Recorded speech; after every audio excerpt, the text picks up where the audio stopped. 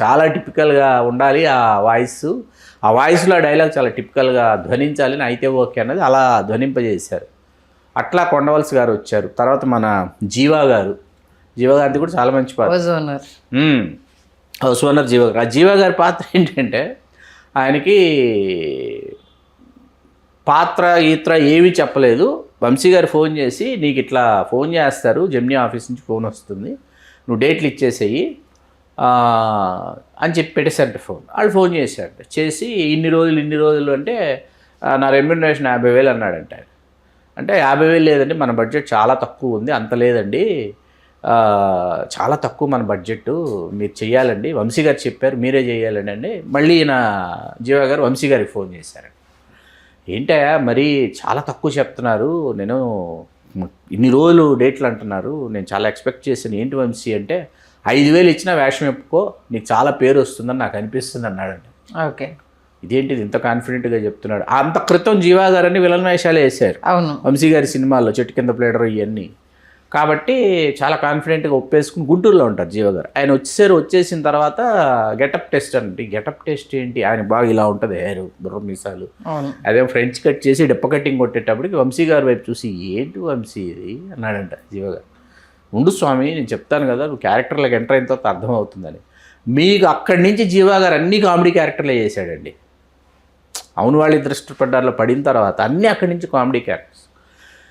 Locations కోసం చాలా తిరిగారు వీళ్ళు, తిరిగి సారథి స్టూడియోస్ విపరీతంగా నచ్చేసింది ఆయనకి. వంశీ గారికి నచ్చి ఆ సారథి స్టూడియోస్లో ఉన్న బ్లాక్ అండ్ వైట్ ల్యాబ్ ఉంటుంది, ఆ ల్యాబ్ పైన ఉన్నటువంటి ఏరియా ఆయనకి బాగా నచ్చింది.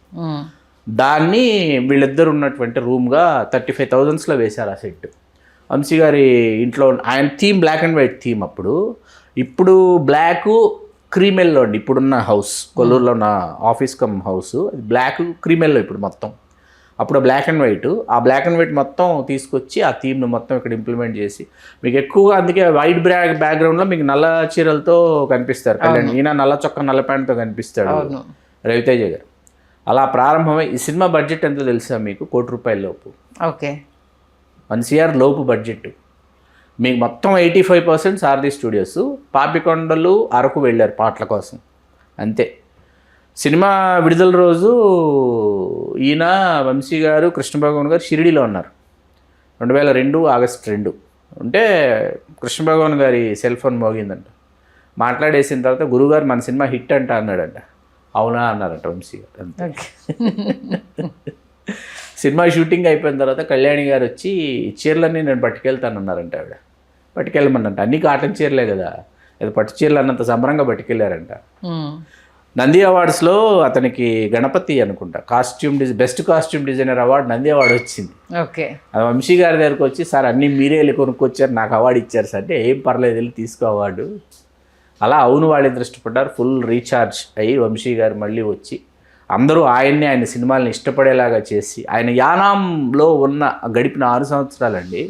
6 సంవత్సరాలు ఆయన యానాం వెళ్ళి పుస్తకాలు చదువుకొని, నాటకాలు వేసి, మనుషులతో మాట్లాడి, ఆ పరిసరాలని, ఆ ప్రాంతాలు అన్నీ ఆయన మళ్ళీ మరొకసారి కలదిరిగి రీఛార్జ్ అయ్యి బ్యాక్ టు బేసిక్స్ అంటాం కదా.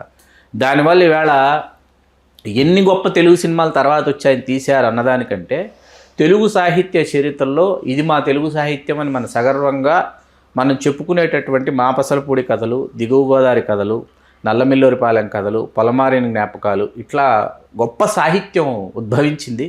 ఆ క్రమంలో ఆయన సినిమాలకు సంబంధించి ఏవో కొన్ని గుర్తుకొస్తున్నాయి తీసుకొచ్చారు. పండగ రోజుల్లో మా పసలపూడి యాత్ర తీసుకొచ్చారు. ఇవి తెలుగు వాళ్ళకి ఇవన్నీ వెలకట్లేని ఆస్తులు సంధ్య గారు. ఓకే, ప్రజెంట్ వంశీ గారు ఎక్కడున్నారు? ఇంకటే చాలా కాలం డైరెక్షన్కి దూరం అయిపోయి ఎక్కడ కనిపించట్లేదు. నా డైరెక్షన్ చేస్తాను, మళ్ళీ స్టోరీ సిట్టింగ్ జరుగుతోంది, కథా చర్చల్లో ఉన్నాను అని ఆయన అంటున్నారు. కాకపోతే ఏంటంటే ఆయన అభిమానులు ఏవో కొన్ని గుర్తుకొస్తున్నాయి పార్ట్ 2 కోసం ఎదురు చూస్తున్నారు. అట్లాగే పండగ రోజుల్లో పసలపూడి యాత్ర విడుదల కావాలని కోరుకుంటున్నారు. అందులో ఇళయరాజా గారికి సంబంధించి చాలా గొప్ప సంగతులు చెప్పారు ఆయన. ఓకే, ఆ పుస్తకాలు డిసెంబర్ బుక్ ఫెస్టివల్కి వస్తాయని ఆయన అభిమానులు కోరుకుంటున్నారు. ఈలోపు సినిమా ప్రయత్నాలు జరుగుతున్నాయి, సినిమా గురించి కథా చర్చలు అవి జరుగుతున్నాయి, డైరెక్షన్ చేయడానికి సిద్ధంగా ఉన్నానని చెప్పి ఆయన చెప్తున్నారు. ఆయన ఓల్డ్ మూవీస్ నేవి టచ్ చేసి పార్ట్ 2 ఇప్పుడు ఒకవేళ ఇప్పటి కథానుగుణంగా తయారు చేస్తే అవి అలాంటి ఆలోచన ఏదైనా చేస్తున్నారా వంశీ? లేదండి, అంటే ఆయన అన్వేషణ లాగా తీయాలని ఆయన తీయలేకపోయిన సినిమా అనుమానాస్పదం. ఓకే, ఆయన అన్వేషణ స్ఫూర్తితో ఆయనే చేద్దాం అనుకుని అస్సలు చేయలేకపోయిన సినిమా అనుమానాస్పదం. మళ్ళీ ఇళయరాజా గారితో కుదిరిన సినిమా తర్వాత, ఆ తర్వాత మనకు అవును వాళ్ళిద్దరు ఇష్టపడ్డారు తర్వాత చేసిన సినిమాలు దొంగరావుడు అండ్ పార్టీ, అనుమానాస్పదం, గోపి గోపిక గోదావరి, తర్వాత వెన్నెల్లో హాయ్ హాయ్ ఒకటి, 4-5 టైటిల్స్ మార్చారు ఆ సినిమాకి. కొంచెం టచ్లో ఉంటే చెప్తానని ఒక సినిమా, ఇలా కొన్ని సినిమాలు చేశారు. కాకపోతే ఈ స్థాయిలో అవును వాళ్ళిద్దరు ఇష్టపడ్డారు స్థాయిలో గోపి గోపిక గోదావరికి పోటెత్తారండి, బాగా పోటెత్తారు ప్రేక్షకులు, థియేటర్లకి కళకళ్ళాడింది థియేటర్, హిట్ సినిమా, సూపర్ హిట్. కాకపోతే ఆయన నుంచి సాహిత్యం ఎక్కువ ఆశిస్తున్నారు. ఆయన సినిమాని అభిమానించి ప్రేమించే వాళ్ళు కూడా ఆయన నుంచి పుస్తకాలు ఎక్కువ కోరుకుంటున్నారు సినిమా కంటే కూడా.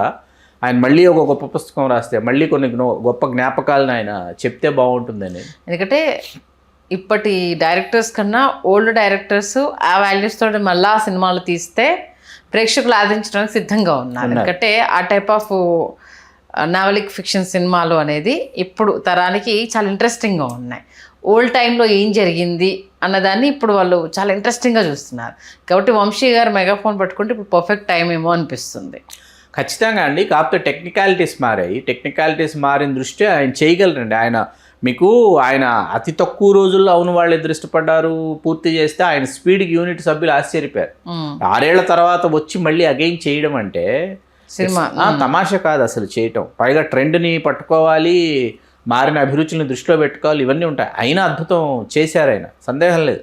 కానీ ఏంటంటే ఒక 10 సినిమాలు ఆయన చేసిన 25-30 సినిమాల్లో 10 సినిమాలు ఎంత గొప్ప సినిమాలు చేశారు అని అంటే, ఆ 10 గొప్ప సినిమాల్లో ఏప్రిల్ 1 విడుదల అనే సినిమా తెలుగు సినిమా చరిత్రలో టాప్ 10 కామెడీ ఫిల్మ్స్లో ఒక సినిమా అండి. ఏప్రిల్ 1 విడుదల ఆయన సినిమా ఒక టాప్ 10లో ఒకటి, ఏప్రిల్ 1 విడుదల, అంత గొప్ప సినిమా.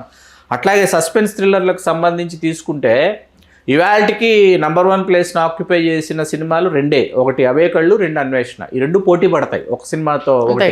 దేనికి ఫస్ట్ మార్క్ ఇవ్వాలో అర్థం కాదు, 2 అంత గొప్ప సినిమాలు. మళ్ళీ అన్వేషణ తర్వాత మళ్ళీ అంత గొప్ప సస్పెన్స్ థ్రిల్లర్ తెలుగులో రాలా. ఇవాళ కూర్చున్నా అవే కళ్ళు ఇవాళ చూడగలం పూర్తిగా. అన్వేషణ పాటలు కూడా ఏవి పాజ్ చేయకుండానో లేకపోతే ఫార్వర్డ్ ఏమీ చేయకుండా చూసేస్తాం ఈ 2 సినిమాలు. అలా నిలబడిపోయింది. సితార ఇవాళకి మనకు తెలియకుండా చూసిన ప్రతిసారి ఒక కొత్త విషయం తెలుస్తుంది, చూసిన ప్రతిసారి ఒక కొత్త ఇన్స్పిరేషన్. సితార సినిమా ఇంత గొప్ప సినిమాలు చేసిన వంశీ గారు. కాబట్టి అలాంటి వంశీ గారు మళ్ళీ కంబ్యాక్ అయితే ఆయన అభిమానించే పాఠకులు కావచ్చు, వీక్షకులు కావచ్చు ఎంతో మాదానందం పొందుతారు. అవును వాళ్ళిద్దరు ఇష్టపడ్డారు సినిమాతో మరొకసారి వంశీ గారిని గుర్తు చేసి ఆ సినిమా ఎంత తక్కువ టైంలో ఓన్లీ 1 crore వచ్చేసి బడ్జెట్ ₹1 కోటి ఎంత చెప్పలేదు వాళ్ళు ఎంత చేసిందని. కాకపోతే చాలా రేట్లు ఎక్కువ వచ్చింది. ఇవాళకి అమీర్పేట సత్యం థియేటర్లో చూసిన జ్ఞాపకాలు నాకు జ్ఞాపకానికి వస్తున్నాయి.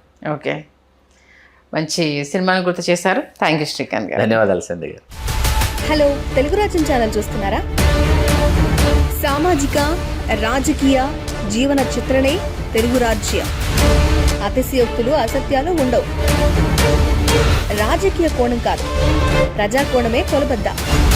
తెలుగు రాజ్యం వీక్షణ మీ ఉత్తమ అభిరుచికి నిదర్శనం.